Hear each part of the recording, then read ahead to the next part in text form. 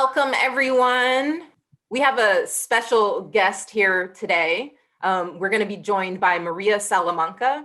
So Maria is a principal at Unshackled Ventures, where she invests in the ideas of immigrant founders. She was the first Latina named to the Forbes 30 Under 30, also Business Insider's Under 30 Rising Stars. She's invested in more than 40, she's worked on more than 40 investments at Unshackled Ventures, and she sees about 1,500 deals a year. So she certainly has a point of view to share with us today. So Maria, please go ahead and take it away. Yeah, I mean, thanks a ton for having me, and Dawn, for the introduction. I think I'm super pumped to get to know you a little bit better. And I think the topic for today is around generating startup ideas. So we'll definitely keep it conversational, but I think, we've thought, obviously, through searching through so many ideas and seeing different versions of the same idea. I think from the investor perspective, most ideas are not really what helps you win. It really comes down to the combination between execution, the right team, what we call the early stage, like team problem fit, and then some type of unique insight, or what we call earned secret, really, that the team particularly has, either in the sense of product, market insight, or metric insight, really. And so that's really kind of what we look for at the higher end, right? Like when we look at our deck, we're like, is this the right team to solve this problem? Do they have some kind of unique wedge or insight here, or potential secret sauce? And the last question is always about the market, right? Do we see this as a massive market in which you can create venture fundable returns, right? And that's kind of what separates venture from when you go and ask your bank for a loan for a business idea. Is some of the business ideas are venture fundable, which means it scales, and there's not a lot of money coming in for a while, right? When you think about a small business or a restaurant or something like that, you can pretty much predict the financial model of goods sold for what amount, and the pricing, and the margin of error there is not huge unless some external circumstance. Versus in startups, it really is a bet on the idea and some conviction and thesis on something, and you're not really going to start seeing the money at scale for a really long time, and so different companies are a good fit for different things, of types of financial returns, and ways you look for funding. And so I think those are really the three big things we look at: team insight and market opportunity. It's not it's more of an art than a science, really. Folks usually go to solve problems that matter the most to them at scale, right? And so we call this, most college students focus on their own problems. In this case, that's probably the most relevant one, such as the pizza problem, which is, how do I get stuff delivered to me? Tends to be one of the things. Like delivery startups are always like a hot thing in campuses. The timber problem, which is, how do I find love and dating and friends? And so college students are particularly good at building dating and consumer social companies.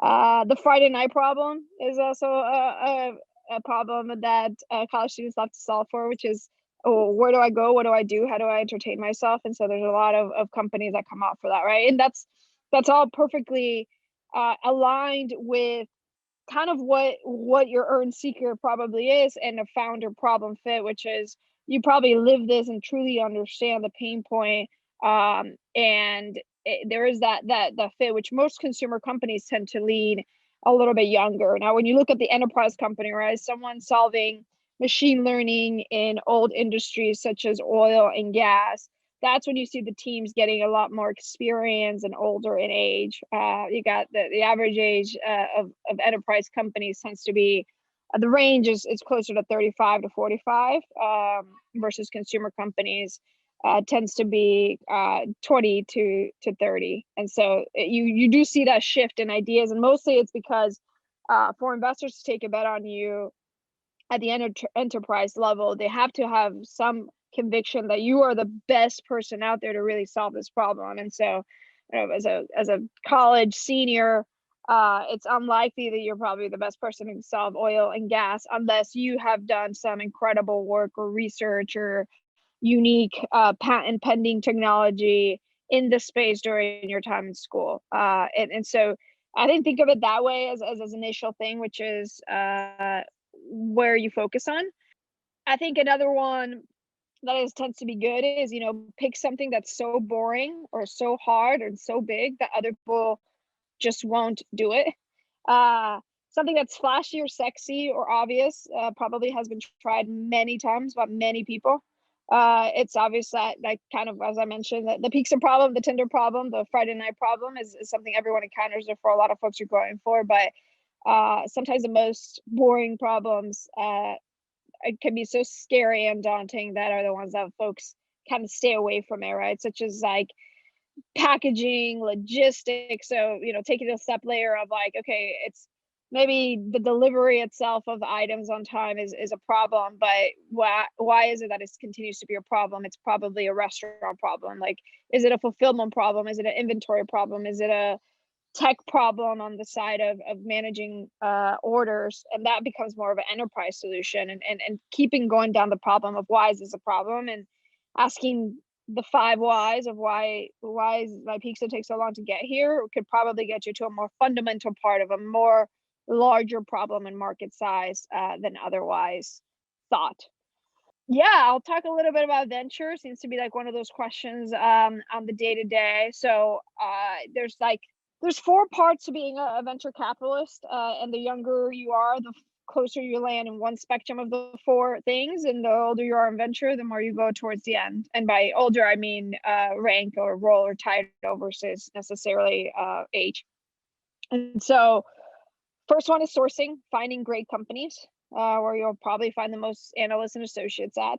The second one is, investment evaluation, taking the pitches, talking to companies, doing the due diligence, reference checks, market analysis, all that fun stuff is kind of the investment part. That's where you also find a lot of associates and probably principals. And then making the actual deal, right? Winning the deal, convincing the entrepreneur to take your money instead of another fund, figuring out and really negotiating those terms to kind of fit what your profile of a fund is. And then lastly is the portfolio support that comes with that, right? So that's where you find the partners, which is on the negotiation terms offering, as well as supporting the portfolio companies post-investment, helping them hire that first product person, helping them land that super expensive sales director that they've wanted to get, helping them fundraise for the next round, helping them troubleshoot some bug it's down in the code that no one else can figure out.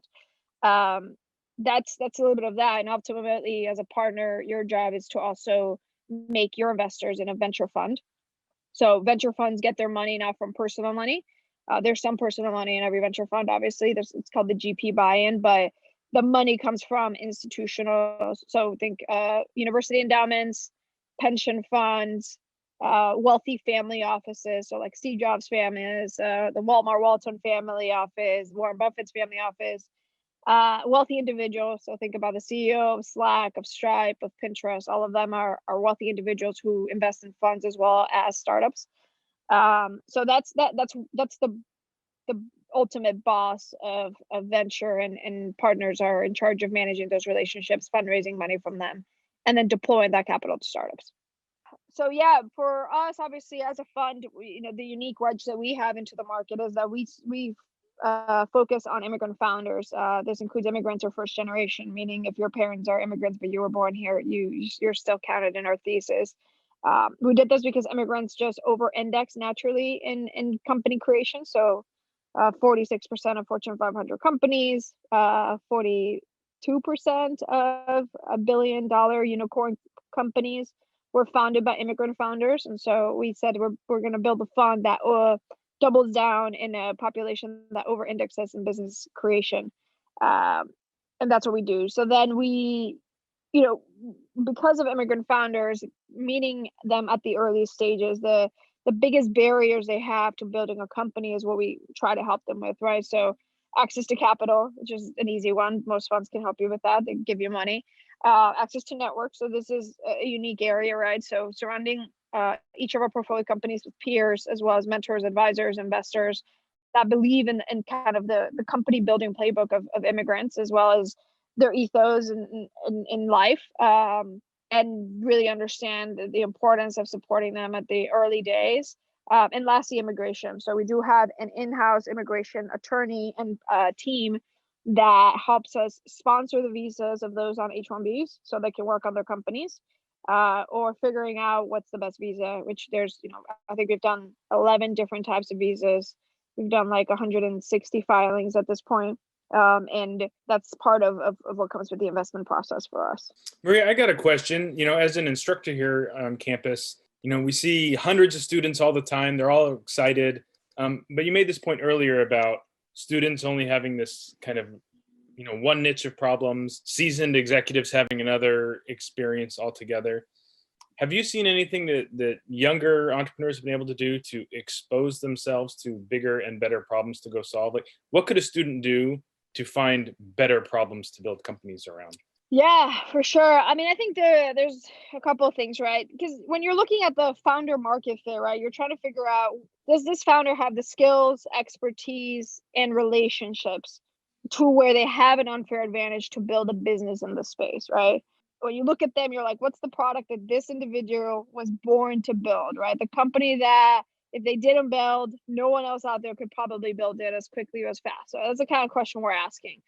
And so that question is more about positioning yourself around a problem that you do want to solve, which requires focus early, which I think is the thing that is tough for young entrepreneurs. Is just as hard it is to pick a major because you're like, I don't know what the hell I want to do with my life. It's obviously going to be hard for you to like specialize in addition to your major in an even extra layer of things to say this is the company that if I don't build in my life, no one else is going to build it because you don't know yet.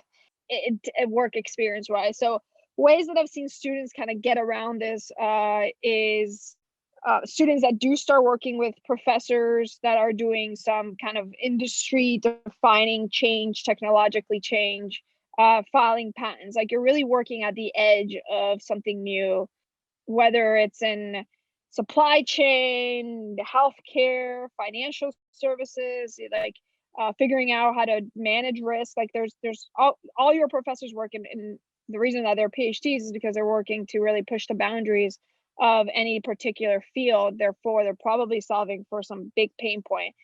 So some students do really get meaningful work and experience with these professors that allow them to have a true unique understanding, a PhD level understanding of the problem, right? And so PhDs have to write a literature review in front of any book or paper that they publish. And what we expect from our founders is they basically do know the literature review that comes with building a company in that space. And so that helps.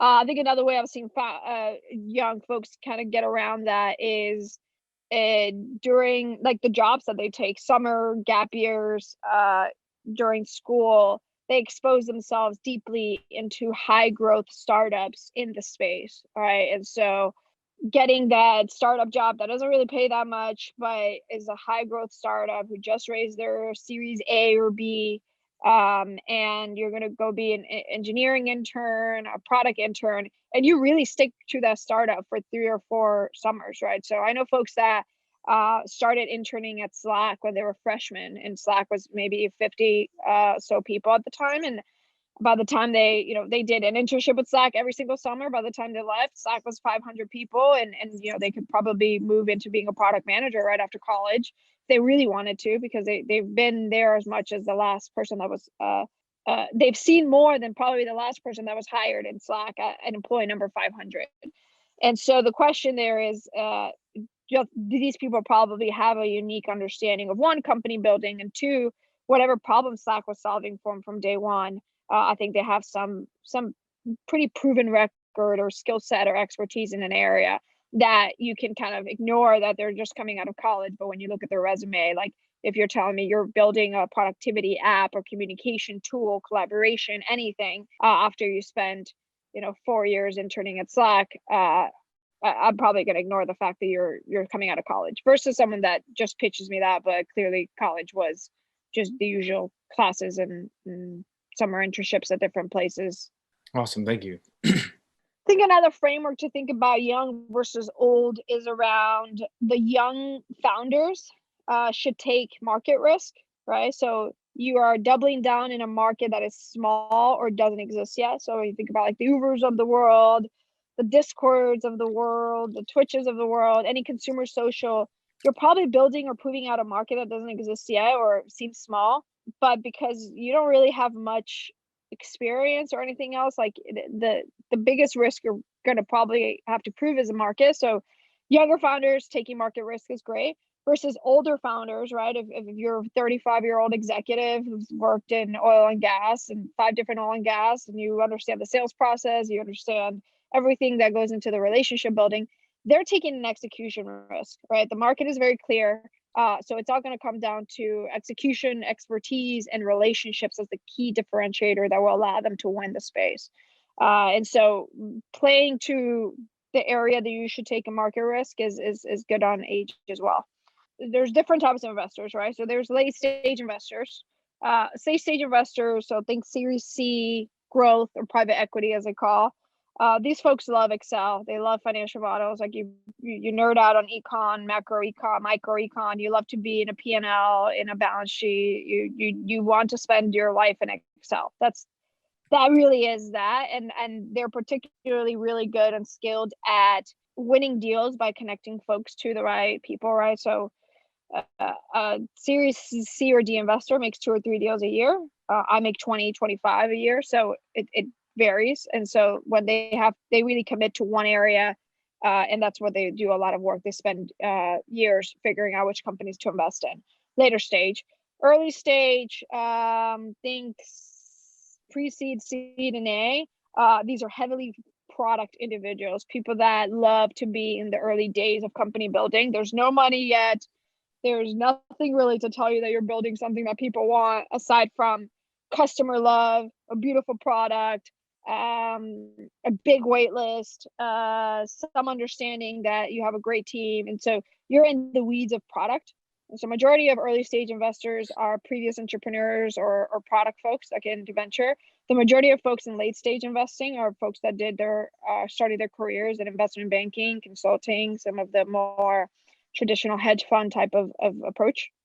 And then founders, honestly, I don't think there's a right profile for founders. I think founders are usually just folks that are so obsessed with a problem that there's no amount of money you can pay them for them not to work on that and work on something else. So founders are just obsessed with solving a particular problem, and they think they're literally the only people that can build that. And they just like to build.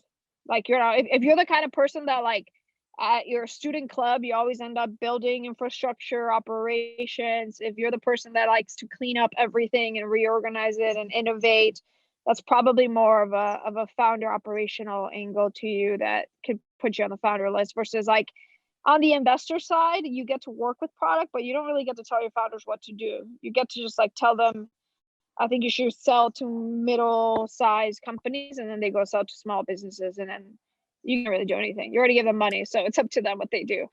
And so if that irks you and irritates you, you're probably more of an operator who wants to be in there doing it. Like if you're constantly going to be thinking in the back of your mind, I could probably build that company better than them, you're probably more of a founder operator type than an investor. Versus investors are just like, it's fine, I will deal with it. VCs only look at mostly startups. So yeah, tech enabled companies, software heavy. There's some specialists that focus on bio, some specialists that focus on the depths of like deep technology. So the most famous fund like that focuses on deep technology is called Lux Capital. They do everything crazy that you can think of. The crazier, the more they want for it. Everyone on their team has basically a PhD in something, emerging science and technologies, anything at the most outermost of the edge of the world, they're investing in it, which is pretty cool. So if like some folks want to go down the like PhD path and then end up at a Lux, that's definitely an option.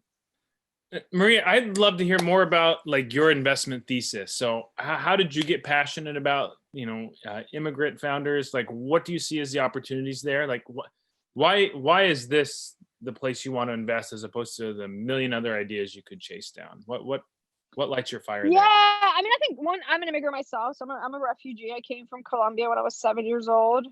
Grew up in Florida, in Orlando, Florida, where there's literally nothing in tech. It's like, aside from Disney World, it's pretty weird ass suburban place. Um, I think I fell in love with tech and anything innovation because I love things that move quickly. Probably, as you can tell, I talk quickly. I also think very quickly, and so I can't, I when I think about I did my short stint in undergrad in Goldman Sachs, and I did try to see if law or like anything in law would be of fun to me, and I couldn't do it. Like the day to day would just destroy my soul. And so that was just not my thing.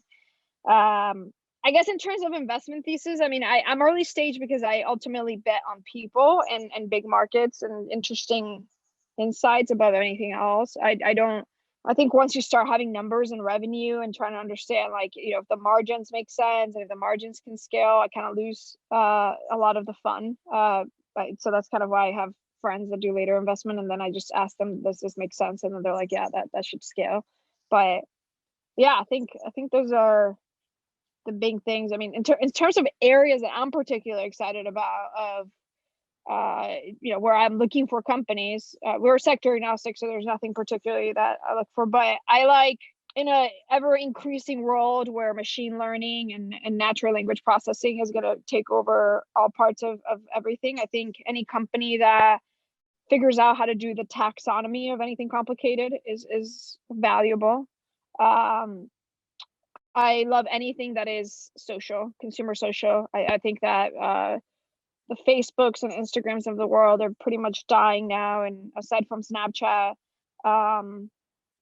TikTok is really going to own everything. But I think that post TikTok, there'll be like an unbundling of TikTok. So every TikTok community would have its own place to be in. I think there's going to be a pop up of anything that's creator tools for folks, that any community that is on TikTok that is really building an audience and making money off of interior decoration, whatever it is. They'll probably end up having startups chase after those. So I think anything unbundling of TikTok is going to be fascinating. I love digital health, specifically women's health. I still think it's super under tapped market. For generations, women have just kind of dealt with hormones, and out of 4 weeks that go into the month, our hormones are only steady realistically for 1 week out of the 4 weeks, which means that we are constantly not in control of our probably own body understanding. And I think there's so much good data and ways to make money there when it comes to, like, how do your hormones impact your hair, your face, your mood, your mental health, all that stuff. You could build a startup out of just women's health alone. um I think future of food is fascinating. There's a lot of really exciting stuff, and as folks become more green and thoughtful about supply chains of where the food comes from and what it means, I think there's going to be a lot more of the rate of which we went from like normal milk to almond milk to soy milk to oat milk. That's going to happen across the board, and I think people will want to understand better what the future of our diets look like. Um, the future of retail, everything in e-commerce. I think COVID will fundamentally change everything that is commerce. I think Gen Z, which my guess is most folks here, will definitely reinvent a new type of bank. I think Robinhood was a great start to that, but I think there's going to be some fun consumer fintech companies coming out of the next generation. I mean, I think anything in future of work or future of education, tools for learning in a non so specific world of, you have to go into class to learn is definitely up for grabs. Maria, I'm curious about identity and how it has played a role in your career. So I announced when I was reading your bio the fact that you were the first Latina on the Forbes 30 under 30 list. How has identity, whether it's being a female, being Latina, being an immigrant, how have those impacted the way you work in this ecosystem? Oh gosh, I mean, it's a hard one. I mean, obviously, like, I think in any situation in which we're one of few, you're always trying to prove yourself. So I think it's just like permanent imposter syndrome. So whatever upside comes from that is I guess my existence. But it's I don't know. I think when I view the value of diversity, I do view it in just it's better to have difference in thought and diversity of thought above anything else. And I think oftentimes diversity of thought comes from honestly just different lived experiences. But I think they all matter. I don't think there's like some that should have sit at the table and some that shouldn't or anything like that. I think it's more about really diversity of lived experiences and that ultimately lead to that diversity of thought, because I think that's where the best innovation happens. But yeah, I think that's kind of the way I view it. I mean, for me, it was I was a refugee who like kind of didn't have money or family that could give me anything. So I think it was like it's kind of only uphill from here. So my risk reward is high. So as I said, like I think young people should take the biggest risk. That's kind of what I did in my early career. I didn't want to play it safe. Maria, I'm curious. So, with the younger founders you've seen, have there been any common threads that help make among the more successful ones? So, if, speaking to a class here of college students, like what things do you see that make them most successful when they launch ventures? Well, I'll caveat with like young founders in that I'm 27. So young founders for me are younger than me, which some would probably say that I still would fall into the age of young founders. So like anything under 30 would maybe be considered. So I will go with younger than me founders, and especially college kids. I think if we assume that most of them are Gen Z, I think Gen Z is uniquely collaborative. I think they are uniquely creators. They love to just build and create and remix. I think that they are, because they're particularly collaborative, they tend to be really good at understanding user pain points and listening to the customer. So, but I think that the ones that really build something extraordinary are the ones that learn how to build quickly, right? Like have that skill set of just being able to build things, and that's so like it doesn't have to be like you have to study computer science or engineering, but you understand, like even if when you're using no code low code tools like Airtables or Slacks or whatever it is, you know how to build systems, you know how to iterate them, you know how to move them around, how to like constantly optimize, like your rate of growth and iteration is higher, because I think that's kind of what you need at the early days of company building. And I think that it's interesting. I think the biggest question I have with Gen Z still as my founders, and I have a couple of investments. I made an investment in David Dobrik, his latest company called Dispo, which is like this camera company. Is can they focus? Can they pick something, right? I mean, he makes money on. I guess now he has a perfume line. Obviously, he makes YouTube videos. He does Teslas, whatever the hell David Dobrik does. It's about obviously you love to create and you love to not be tied to one source of income, right? You don't want to, you want to have some independence and autonomy and no boss in your life, but is that at the expense of structure and focus? Because I don't think anything is more important than focus in company building. And so I think that'll be my question with anything Gen Z. But we'll find out. Let's see if David Dobrik can focus. Awesome. You talked earlier about how a lot of ventures are creating markets. So what kinds of things have you seen your founders do to minimize market risk? I don't know, because I think that the biggest opportunities is really in creating markets, right?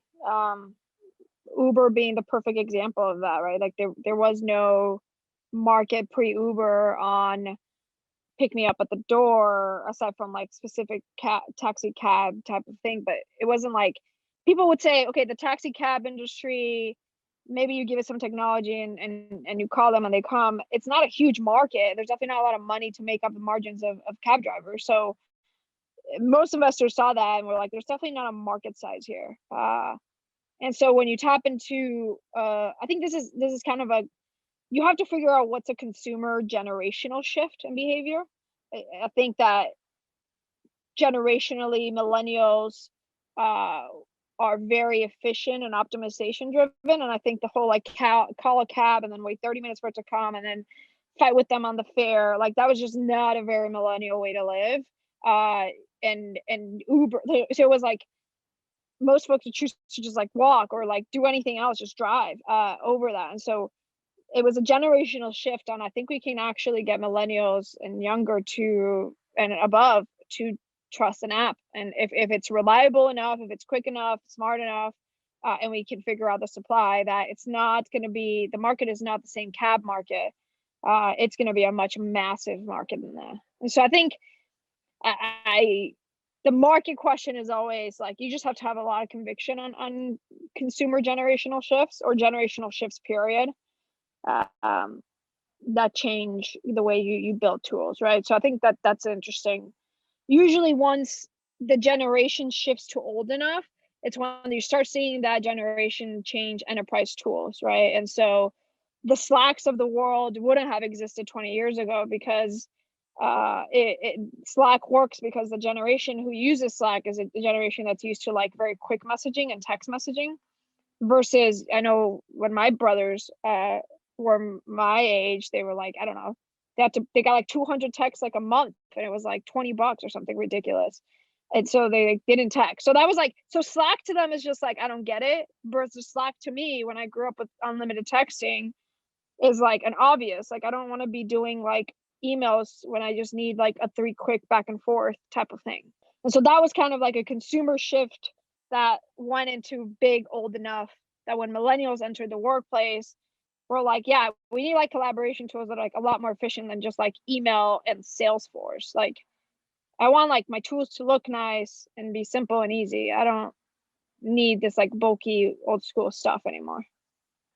I guess I don't know how many folks here are interested in building companies, but I can kind of spew out a couple of ways of idea generators if folks are interested in that.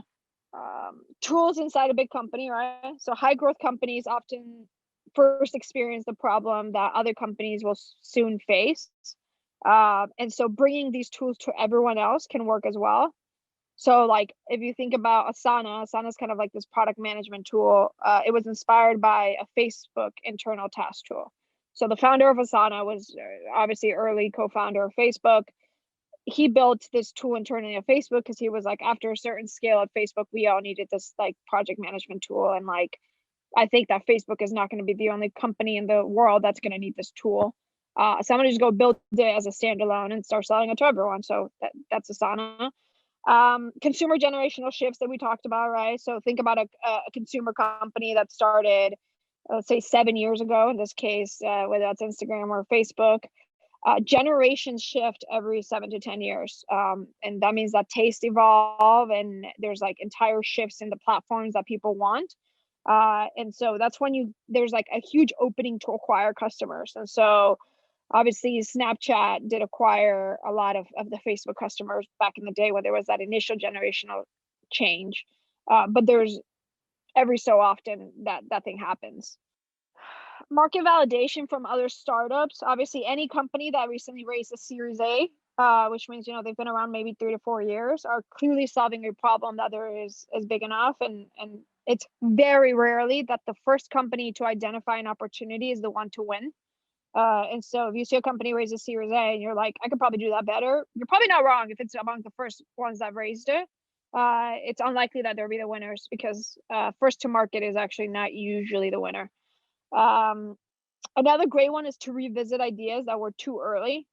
So look back at ideas that were really hot 10 years ago, because sometimes something that entrepreneurs tend to have is entrepreneurs have a tendency to be too early to ideas, which is the good thing about being a founder, because if you get it right, then it goes well. But plenty of incredible entrepreneurs build something too early before the market is there, right? And so and mostly that tends to be a significant shift in infrastructure, whether it's in the payment structure, in the cloud storage, whatever it is. When there's big infrastructure changes, sometimes some of the old ideas continue to be good, and they failed because it just was impossible to pull it off, right? Like YouTube would have been impossible to pull off before there was enough cloud storage to really manage that kind of amount of uploading of stuff. But go back to see what companies that like people throw money at and it still just flopped. And see if like they maybe had something going on for them. I think someone asked a question. You don't know how to execute. Is there a way to pitch ideas to companies who actually use them? Yeah, I mean, so I would go into the depths of everything that we call this customer discovery. And so the question is, would people actually use them? Would people actually pay for this? And customer discovery is really just, it's less you pitching them the idea. It's more you understanding the pain point, right? And so let's say I am building Slack before Slack was born. I don't go and I say, hey, there's this tool where you just kind of like Slack each other or like talk to each other. Like, would you use it? Because most people are like confused. Some people would say like, that sounds weird. No. Or a lot of people would be like, sure, that sounds cool. Like, I'll use it. Doesn't really translate into much else in terms of making money. So the next question, what you kind of do in customer discovery is more of what's your pain point? And the case of Slack is like, okay, like a phone call is way too freaking formal for me, and email is too asynchronous where like I send an email and who knows when I'll get a response back. I need something in between that is not as formal as a phone call, immediate, like, but it's still immediate. And so then they kind of give you the pain point. The pain point is that there's a in between of what they want. They don't know what it looks like. And so then you can say, okay, what are you currently using? What tools are you using to solve for this pain point? Like, people are incredibly innovative both inside of companies and outside of companies. And so the question is, what are you currently doing, right? So if you think about like Pinterest, so there used to be this company called Polyvore. Polyvore used to be this thing where people would create like outfits and then they would post them and then you'd share them and people would get kind of influencer codes for it. The problem was Polyvore was before a time when you could make images shoppable. So when you look at Pinterest and you're like, I love that pin, I want to buy that, you click it and you buy it.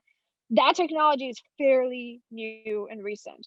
And so that shift allowed for that kind of potential to come there. And so, but the question is now, instead of Polyvore, and this is, I'm using this example because I just invested in a company that's doing this. So it's very fresh in the mind. Is like we did customer discovery with the company trying to figure out what the hell are people using, and in this case it was interior design. And I was like, when people want to design like their new room and figure out the vibes of like their kitchen or their bathroom or their bedroom, what tools are they using? And there's like this gap between Pinterest for inspiration and then where they actually design it, and like all the tools that like Westom or whatever other tools out there don't work. So people are like using like Figma and like just random stuff to like sketchbook it together, but it's not a tool that really exists. And definitely there's no shoppable way of like designing something and then also going to like buy it. And so my latest investment, which I just made this week, I'm very excited. I love them. I'm pumped.